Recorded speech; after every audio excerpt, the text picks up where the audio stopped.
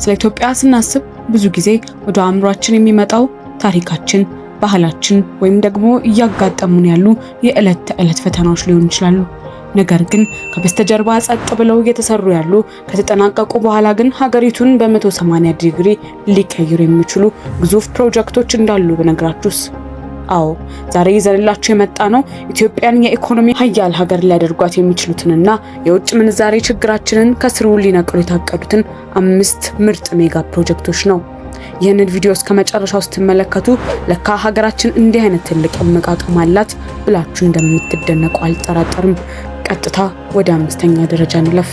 5ኛ የኩርሙክ የወርቅ ማውጫ ፕሮጀክት። በ5ኛ ደረጃ ላይ የምናገኘው የኩርሙክ የወርቅ ማውጫ ፕሮጀክትን ነው። ሁላችንም እንደምናውቀው ወርቅ ለኢትዮጵያ አዲስ አይደለም። ታሪካችን ከወርቅ ጋር የተቆራኘ ነው።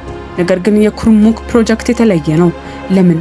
ምክንያቱም ይህ ፕሮጀክት በ100 ሚሊዮን ዶላር የሚገመት ኢንቨስትመንት የፈሰሰበትና የማዕድን ዘርፋችንን ወደ አዲስ እጅግ ዘመናዊ ደረጃ የሚያሸጋግር ነው። አስቡት፣ ይህ የማዕድን ማውጫ ሙሉ አቅሙን ማምረት ሲጀምር ሀገሪቱ በየዓመቱ የምታገኘው የውጭ ምንዛሬ በከፍተኛ ሁኔታ ያድጋል። ይህ ማለት ደግሞ ለመንገድ፣ ለትምህርት ቤቶችና ለጤና ጣቢያዎች ግንባታ የሚሆን ተጨማሪ አቅም ይፈጥራል ማለት ነው። የኩርሙክ ፕሮጀክት ኢትዮጵያን በአፍሪካ ውስጥ ግንባር ቀደም የወርቅ አምራች የሚያደርጓት እርምጃዎች ውስጥ አንዱ ነው። 4ኛ የአዋሽ ወልዲያ የባቡር ሀዲድ አቅራቢ። ወደ 4ኛው ደረጃ ስንመጣ ደግሞ ከትራንስፖርት ዘርፍ ትልቅ ዜና አለን። የአዋሽ ወልዲያ የባቡር ሀዲድ አንድ ሀገር ለማደግ የደም ስር የሚባለው ትራንስፖርትና የሎጂስቲክስ ቅልጥፍና ነው። ይህ ፕሮጀክት የሰሜንና የመሃል ኢትዮጵያን የንግድ ትስስር የሚፈጥር እጅግ ወሳኝ መሰረተ ልማት ነው። እስካሁን ድረስ እቃዎች ከሰሜን ወደ መሃል ሀገር ወይም ከመሃል ወደ ሰሜን ሲጓጓዙ የሚወስደውን ጊዜና ወጪ እናውቀዋለን። ይህ የባቡር ሀዲድ ስራ ሲጀምር ግን የጭነት መጓጓዣ ወጪን በግማሽ ከመቀነሱም በላይ የአካባቢውን የኢኮኖሚ እንቅስቃሴ ያነቃቃል። አርሶ አደሩ ምርቱን በፍጥነት ወደ ገበያ ያደርሳል።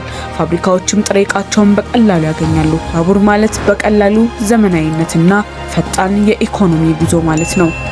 3ኛ የጎዴ ማዳበሪያ ፋብሪካ አቅራቢ።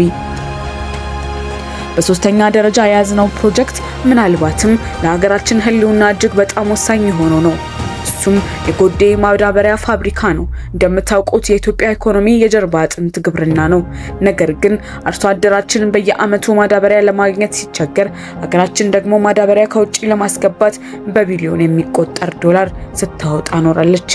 የጎዴ ማዳበሪያ ፋብሪካ ይህንን ታሪክ ለመቀየር የመጣ ነው። ይህ ፋብሪካ ለግብርናው ዘርፍ ትልቅ እፎይታ ነው። ማዳበሪያን በሀገር ውስጥ በማምረት የውጭ ምንዛሬን ከመታደጉም ባሻገር አርሶ አደራችን በፈለገው ጊዜና በተመጣጣኝ ዋጋ ማዳበሪያ እንዲያገኝ ያስችለዋል። ይህ ማለት ደግሞ የምግብ ዋስትናችንን ማረጋገጥና የኑሮ ውድነትን መቀነስ ማለት ነው። 2ኛ የኒውክሌር ኃይል ማመንጫ አቅራቢ። አሁን ወደ 2ኛው ደረጃ ደርሰናል። ይህንን ስትሰሙ እውነት በኢትዮጵያ ብላችሁ ልትጠይቁ ትችላላችሁ። አዎ የኒውክሌር ኃይል ማመንጫ ፕሮጀክት። ብዙ ጊዜ ኒውክሌር ስንል ወደ አእምሯችን የሚመጣው ያደጉት ሀገራት ብቻ ናቸው።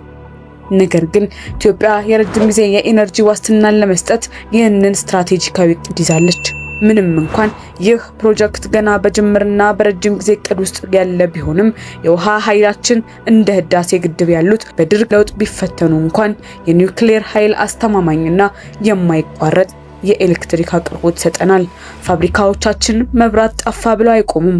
ዘመናዊ ኢኮኖሚያችንም ያለማቋረጥ ይጓዛል ማለት ነው። 1ኛ የጎዴ ዘይት ማጣሪያ አቅራቢ። እናም በመጨረሻ 1ኛ ደረጃ ላይ ወደ ተቀመጠው ትልቁና የሁላችንም ህልም ወደ ሆነው ፕሮጀክት ደርሰናል። የጎዴ ዘይት ማጣሪያ ሀገራችን በየዓመቱ የምታገኘውን የውጭ ምንዛሬ ከሞላ ጎደል የምትጨርሰው ነዳጅ ከውጭ በመግዛት ነው። ይህ የነዳጅና የተፈጥሮ ጋዝ ማቀነባበሪያ ፕሮጀክት ለሀገር ውስጥ ኢንዱስትሪ ወሳኝ የሆነውን የኃይል ምንጭ በራሳችን አቅም እንድናመርት ያስችለናል። አስቡት፣ የራሳችንን ነዳጅ ማውጣትና ማጣራት ስንጀምር የትራንስፖርት ወጪ ይቀንሳል፣ የፋብሪካዎች የማምረቻ ወጪ ይወርዳል፣ በአጠቃላይ የሀገሪቱ የዋጋ ግሽበት በእጅጉ ይረጋጋል። የጎዴ ዘይት ማጣሪያ ፕሮጀክት ኢትዮጵያ ከነዳጅ ተጓዥነት ወደ ነዳጅ አምራችነት የምትሸጋገርበት ትልቁ ድልድይ ነው።